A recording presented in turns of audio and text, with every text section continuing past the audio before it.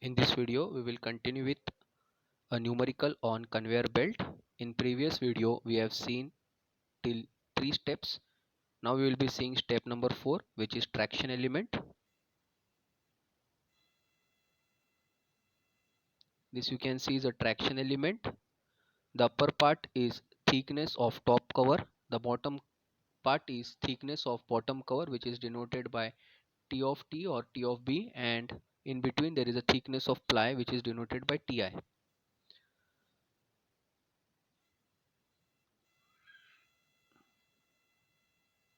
Number of plies of belt is given by small I equals to T1 upon B into F. This we get from PSG page number 9.18. Here T1 is the tension which we have found in step number 3. B is the width, which is 800 mm, and the term F. This term F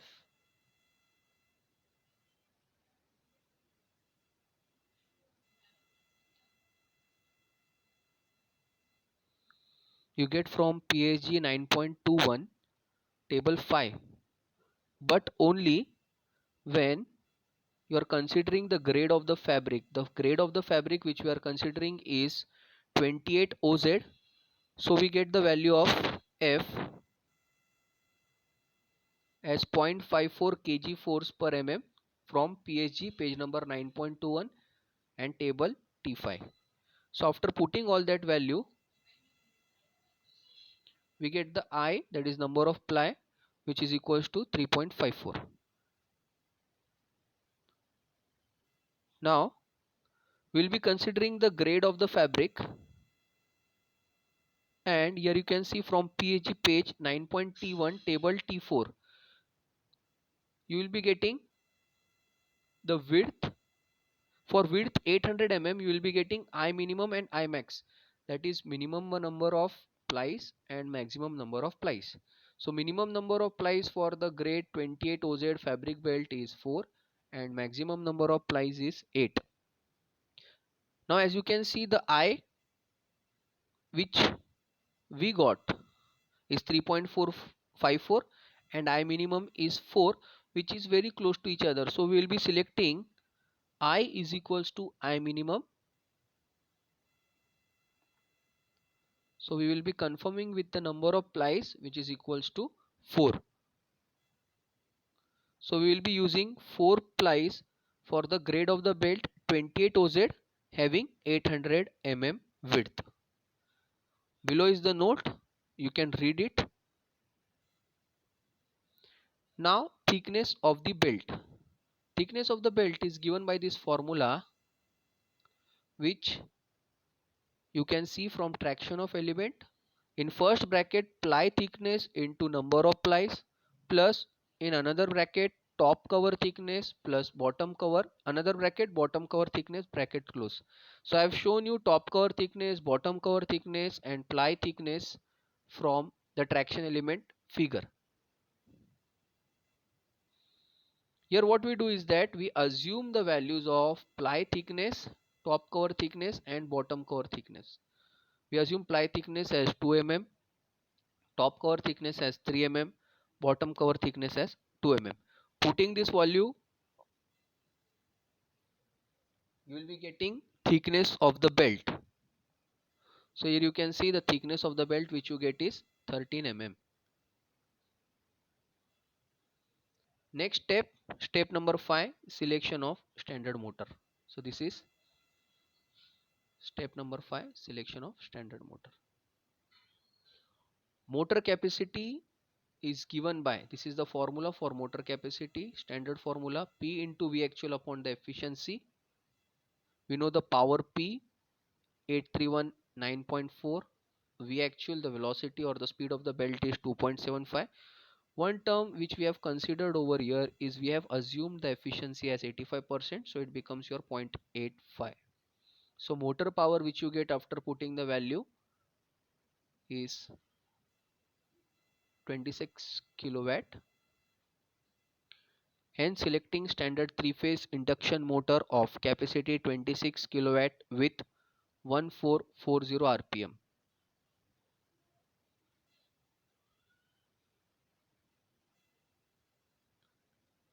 Step number 5, design of pulley.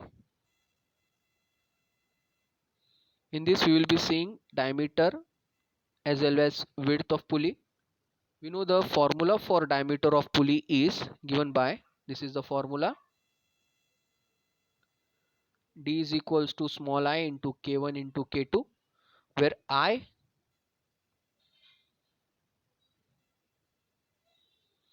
is equals to number of plies which is equals to 4. K1 is equal to factor based on belt material which is equals to 1.25 to 1.6 assumed. So the average is 1.43. K2 is the factor which depends upon percent utilization of max tension and arc of contact. So the value for the K2 is 100. After putting the value of I, that is number of plies 4, K1 as 1.43 and K2 as 100. Here you can see you get the diameter of pulley as 572 mm. Now to find the pulley width is denoted by B1. We are having a formula B1 equals to B plus 2 margin.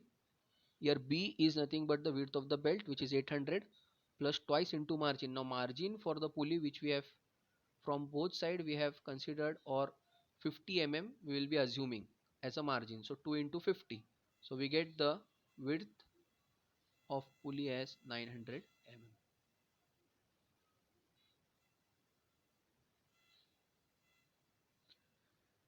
mm. Step number 6. Step number 7, design of pulley shaft. This is important step, design of pulley shaft. Step number 7. We can see into figure a cross section of pulley shaft.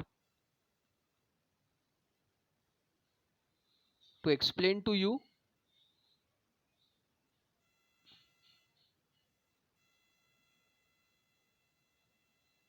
just see the pulley shaft. In between you will be having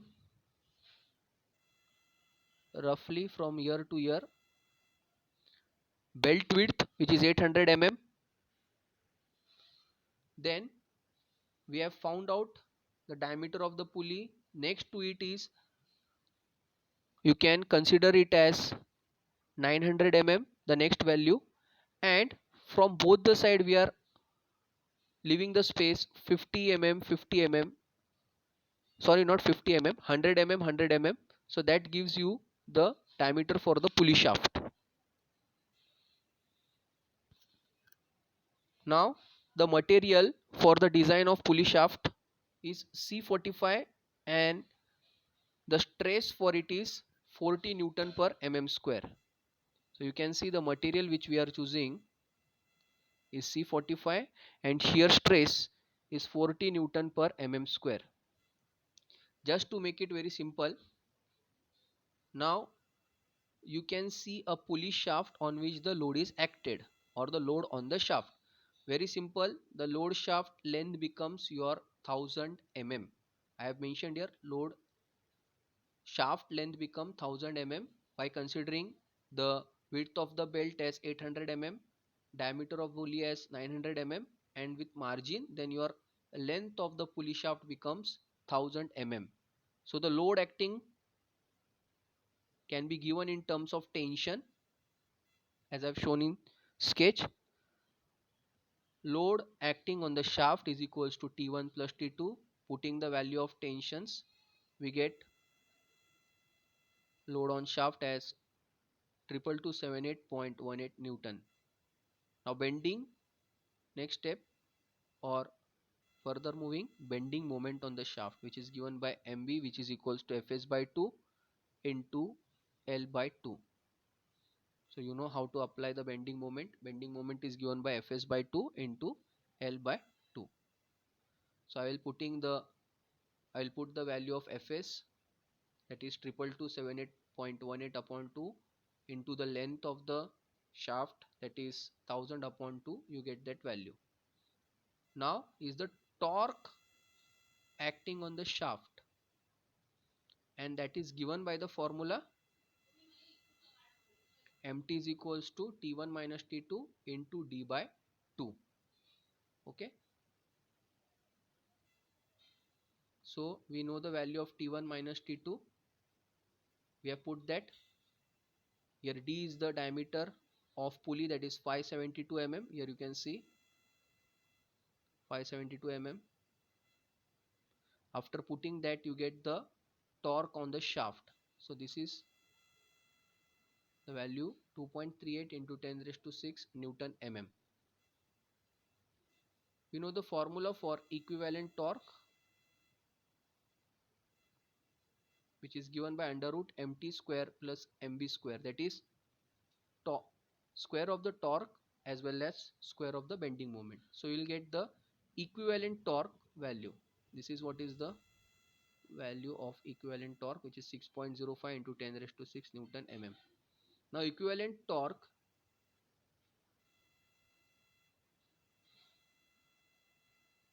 is given by the formula T equals to pi by 16 into ds cube into tau.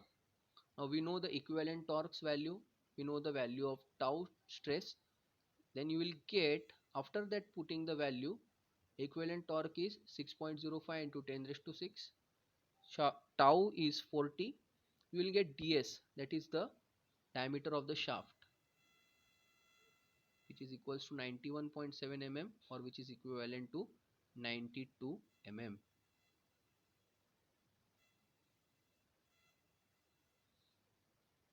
Now we will be seeing step number 8, selection of bearing.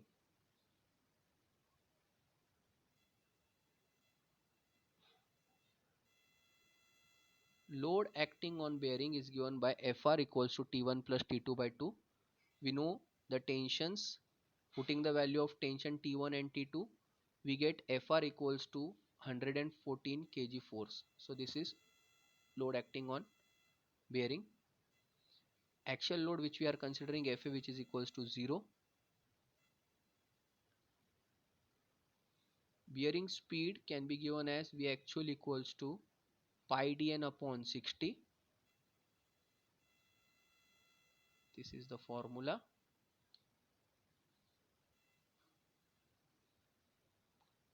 Putting the actual speed as 2.75,